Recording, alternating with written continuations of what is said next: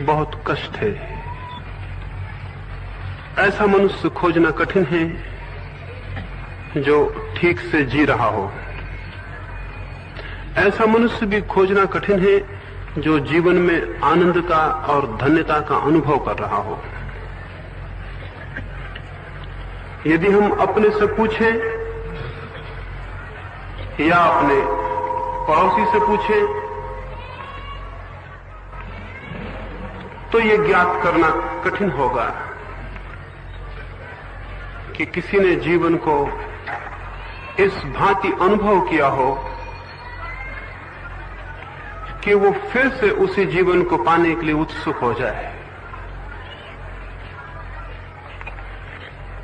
ऐसा कष्ट, ऐसी पीड़ा स्वाभाविक है कि जीवन को एक उदासी से, निराशा से और अंधेरे से भर दे। बहुत कम लोगों की आंखों में प्रकाश मालूम होता है, बहुत कम लोगों की आंखों में ज्योति मालूम होती है, बहुत कम लोगों के हृदय में संगीत मालूम होता है। और तब ये स्वाभाविक ही है कि हम एक बोझ की भांति अपने जीवन को ढोते हों, और ये स्वाभाविक ही है कि हम जीवन के रस से वंचित रह जाएं, और जिसे हम जीवन समझें वो केवल मृत्यु का, एक लंबी मृत्यु का दूसरा नाम हो।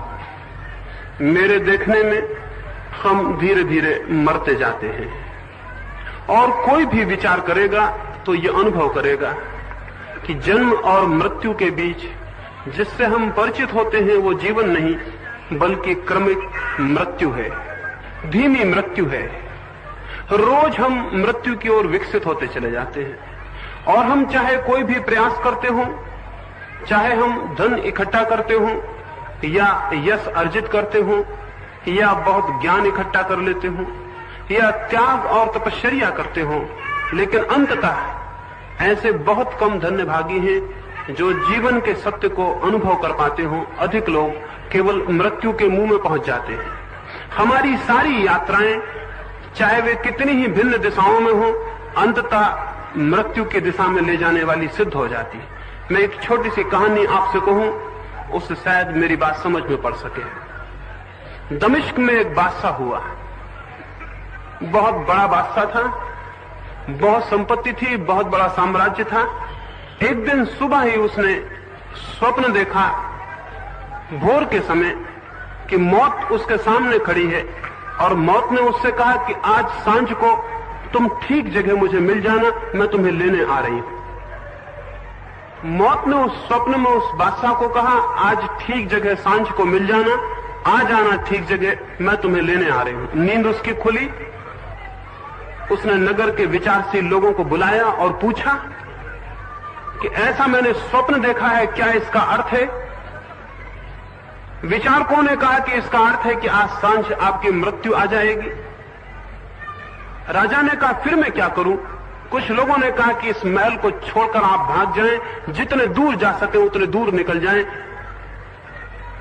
राजा के पास बड़ी तेज चाल से चलने वाला घोड़ा था, उस घोड़े पर सवार होकर वो राजा भागा। सांझ तक वो सैकड़ों मील दूर निकल गया।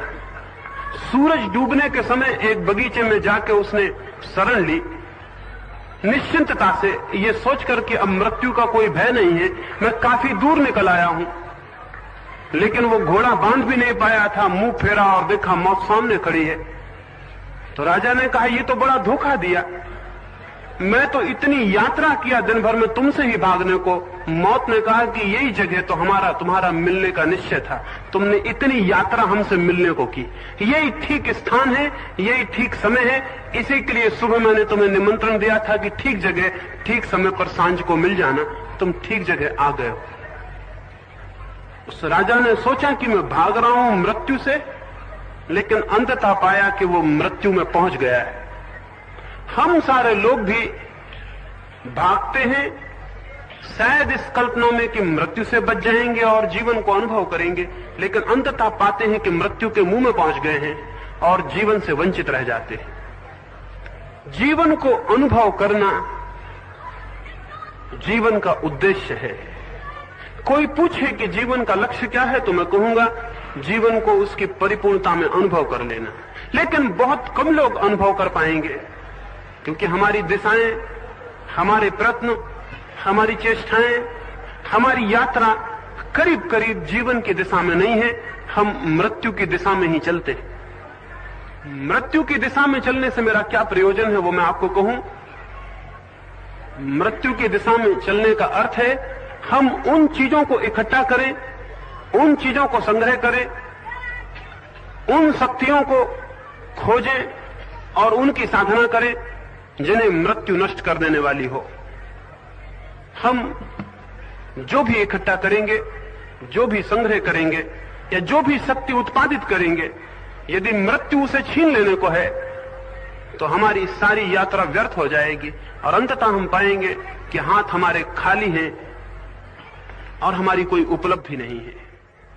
हम